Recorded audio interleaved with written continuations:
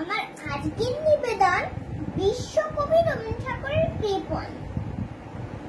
আমি ভিক্ষা করে ফিরিতেছিলাম গ্রামের পথে পথে, তুমি তখন চলেছিলে আমার স্বর্ণ রথে। অপূর্ব এক স্বপ্ন সমূহ লাগতেছিল চোখে মোমো। কি বিচিত্র শোভা তোমার, কি বিচিত্র সাজ। আমি মনে ভাবতেছিলাম এ কোন মহারাজ, আজি শুভক্ষণের এত ভালো।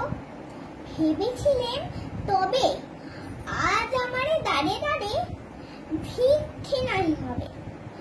বাহির হতে নাহি হতে কাহার দেখা পেলেন পথে। চলিতে ধন ধান্য ছড়াবে দুই ধারে। মুঠা মুঠা কুড়িয়ে নেব ভারে ভারে। দেখি সহসা রথ থেমে গেল আমার কাছে এসে।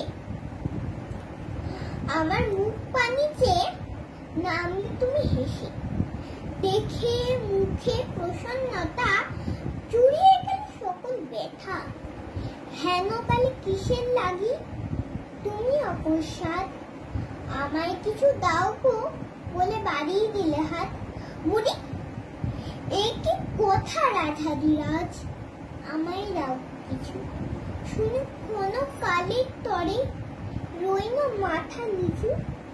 তোমার কি অভাব আছে ভিখারি ভিক্ষুকের কাছে। এ কেবল কৌতুকের বসে আমায় প্রবঞ্চনা। ঝুলি হতে দিলেন তুলে একটি ছোট কলা।